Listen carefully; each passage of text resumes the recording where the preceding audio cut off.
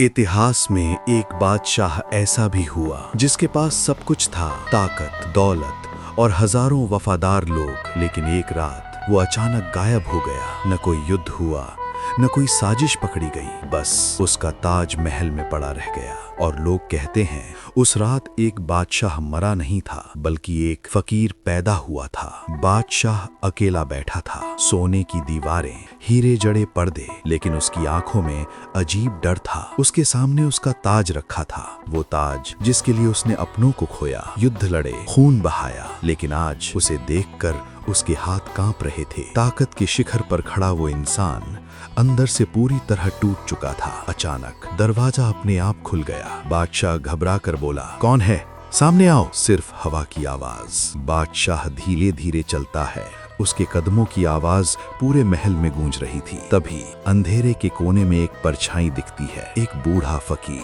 फटे कपड़े, नंगे पैर, लेकिन चेहरा बिल्कुल शांत, जैसे उसे किसी चीज का डर नहीं। बादशाह गुस्से में बोला, तुम यहाँ कैसे आए?